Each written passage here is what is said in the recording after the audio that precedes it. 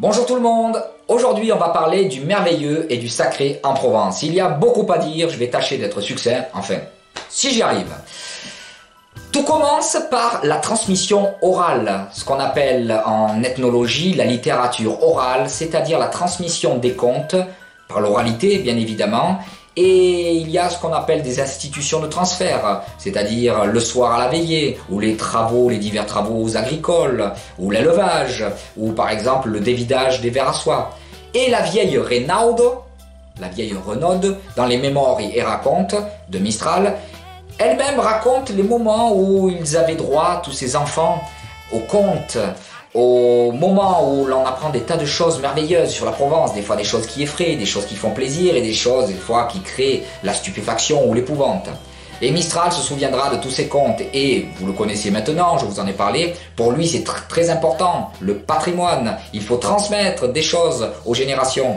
Eh bien Mistral ne s'en privera pas et dès sa première épopée, Mireille, au champ 6, il nous fait descendre dans un traudifade, un trou des fées merveilleux qui est une excavation dans les Alpilles. Alors vous allez me dire pourquoi au champ 6 de Mireille? Reprenez l'Énéide de Virgile, c'est au champ 6 que l'on descend et il fera la même chose Mistral, au Poème du Rhône, on descendra au champ 6. Alors que se trouve-t-il dans le traudifade? Alors dans le traudifade, d'abord, pourquoi s'y rend-on? Parce que Vincent a été blessé par Orias, il va bientôt mourir et Mireille et Vincent descendent pour rejoindre la gentille sorcière qui s'appelle Tavin. Et au fur et à mesure que le couple descend pour rejoindre Tavin au fond de ce gouffre, eh bien ils vont rencontrer tout ce qui est effraie en Provence. Alors ça va faire une sorte de gradation, on va aller du moins effrayant au plus effrayant. Alors ça commence eh bien, par les fées, les fades. Alors ces fées, à la base, nous dit-on dans le mythe, elles étaient censées convertir les hommes à la foi et les amener vers les régions célestes. Mais l'inverse s'est produit. Les hommes étaient si beaux et les fées ont été séduites et elles sont restées avec les hommes sur terre. Mais il n'y a pas que les fées. Il y a aussi des personnages qui font un petit peu peur. Par exemple, l'Hespérie Fantasti, qui fait partie de tout cet univers qu'on appelle les Foulettoum. Et lui, l'Hespérie Fantasti, l'esprit fantastique, eh bien, il est lunatique.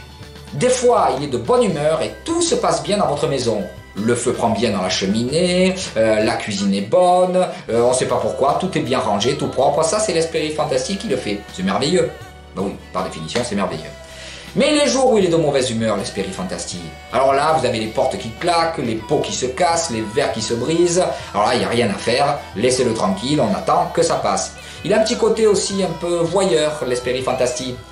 Il va, la nuit quand elles dorment, soulever les draps des jeunes filles qui dorment, soulever bien plus que ça pour admirer justement la forme et la rondeur des seins des jeunes filles. Il va même demander cela à Mireille, ce détail anatomique, alors qu'elle a autre chose en tête, vous vous doutez bien. Elle est en train de porter quasiment son amoureux Vincent, qui est en sang, qui a été blessé, jusqu'à la sorcière Tavin. Mais visiblement, la psychologie, ce n'est pas pour l'Hespérie Fantastique. Alors à côté de ces trévents, de ces foulettons, vous avez d'autres personnages, vous avez la Bugadière, cette femme qui fait peur, qui fait sa lessive au-dessus du mont Ventoux. Donc là les nuages remuent, vous imaginez, c'est de la mousse, et là il y a une tempête qui se déclenche sur la Méditerranée.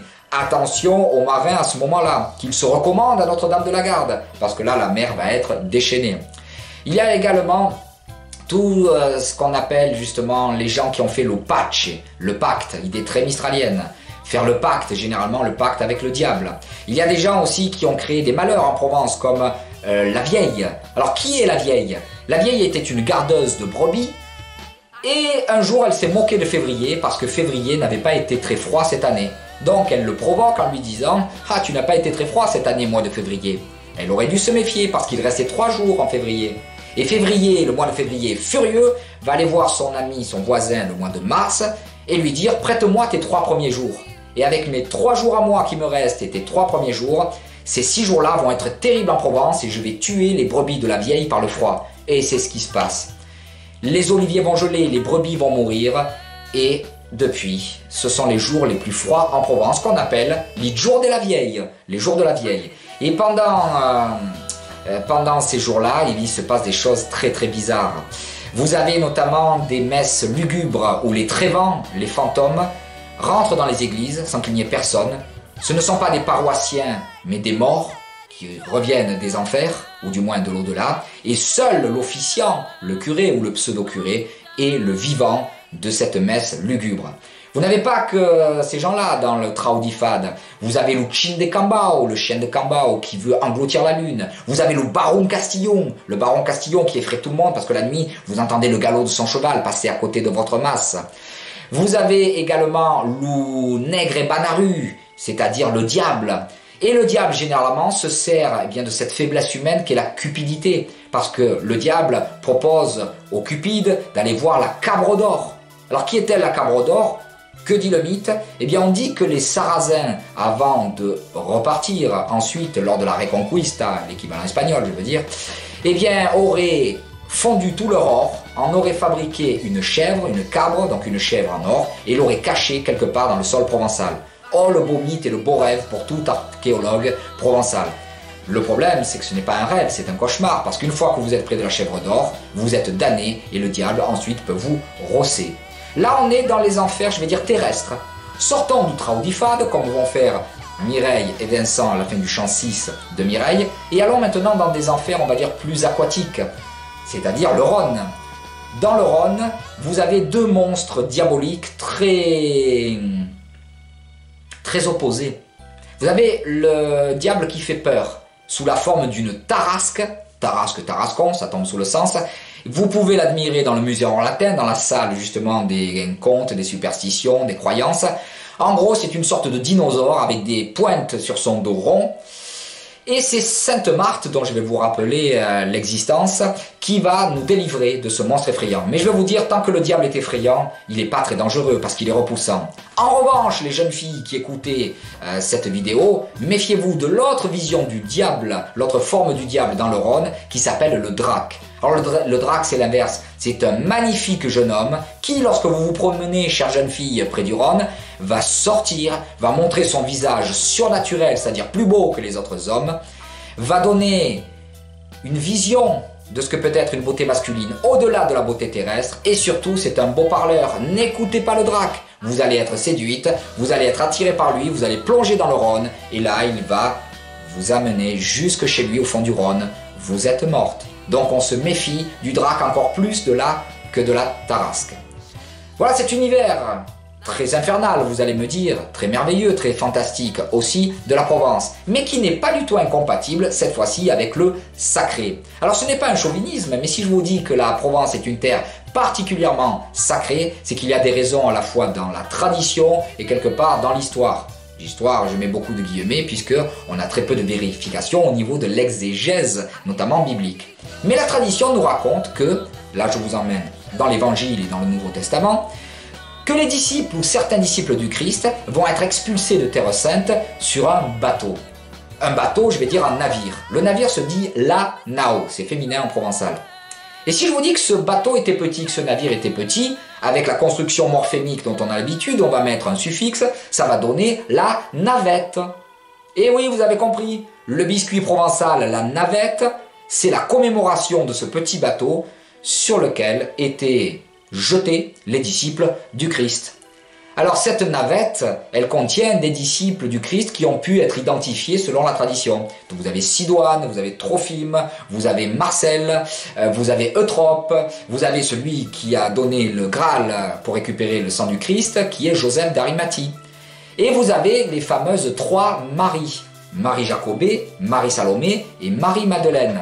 Il y a même la servante de celle-ci qui s'appelle Sarah, qui elle n'avait pas été jetée sur la barque, mais qui se désolait de ne pas venir avec ses maîtresses.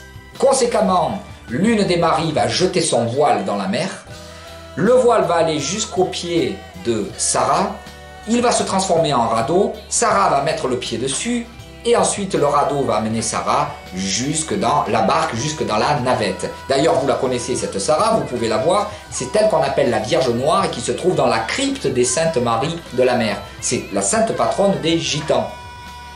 Et la barque va faire son chemin, alors on nous dit qu'elle n'a ni rame ni voile, mais que ce sont des anges qui la poussent et qui la tirent. Et où va symboliquement pour nous provençaux cette barque? Eh bien précisément en Provence. Et elle va dans un endroit qui plus tard, ensuite quand elle accoste, va s'appeler les Saintes Maries de la mer en souvenir des trois Maries. Il y a même une petite variante de la tradition provençale qui nous dit que le premier lieu d'accostage de cette navette n'est pas cet endroit des Saintes-Maries de la Mer, mais c'est du côté du Cap Couronne, dans une anse près de Martigues. Et les disciples du Christ étant assoiffés, ils viennent vite sur la terre et un jeune berger leur aurait même montré une source au pied d'un figuier. Mais le but de leur voyage n'est pas là. Toujours est-il que cet endroit va s'appeler Sainte-Croix parce que c'est la première fois où les disciples du Christ auraient posé le pied sur le sol provençal. D'ailleurs, il reste une petite chapelle à cet endroit-là que vous pouvez voir, elle est toujours là, dans laquelle vous pouvez bien faire des baptêmes, des mariages qui se déroulent merveilleusement bien parce que c'est un petit lieu sacré de Provence. Mais la barque repartira, je vous l'ai dit, elle ira jusqu'en Camargue dans un endroit qu'on appelle Ratis et qui sera le lieu de fondation de la ville des Saintes-Maries de la Mer dans laquelle Vincent dit à Mireille « J'ai vu des miracles dans cette église ». C'est là aussi que se déroule le pèlerinage des Gitans chaque mois de mai en Provence. Alors, si vous vous intéressez à tout ça, je vous conseille la lecture d'un roman merveilleux qui a même été adapté en téléfilm, notamment avec l'acteur Louis Vell. Le roman s'appelle Ratis et c'est d'une auteure provençale qui s'appelle Henriette Dibon, dont le pseudonyme est Farfantelle. Voilà une sage lecture que je vous invite à faire, c'est merveilleux. On voit même une idylle amoureuse très chaste, très propre, très profonde aussi, entre Sarah, dont je vous ai parlé, et Joseph d'Arimathie. Mais les personnages ont autre chose en tête, plutôt qu'une bagatelle amoureuse, il s'agit de diffuser la bonne nouvelle. Et là, il va y avoir une sorte de diffusion grâce à ces disciples qui vont prêcher la bonne parole et l'évangile un petit peu partout en Provence. Trophime ira à Arles, Marthe ira à Tarascon et entre-temps elle nous débarrassera de la Tarasque. Et l'une des Maries, Marie de Magdala, Marie-Madeleine, c'est la même, eh bien elle marchera vers l'ouest, elle ira jusque dans l'actuel département du Var, elle montera dans une montagne et il trouvera une grotte. Une grotte qui se dit en provençal Baume.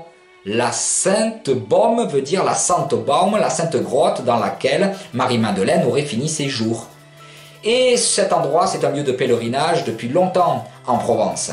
Donc la Provence a un côté un petit peu, j'allais dire, mystique et sacré parce que c'est là par où vient, sur le sol français, je vais dire actuel, la bonne nouvelle.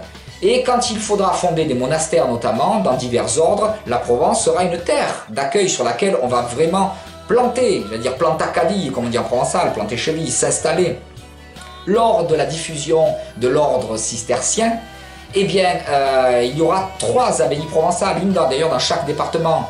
Vous avez dans le Vaucluse l'abbaye de Sénanque, dans les Bouches-du-Rhône l'abbaye de Sylvacane, et dans le Var l'abbaye du Toronnet, ce qu'on appelle les 3 sœurs cisterciennes provençales.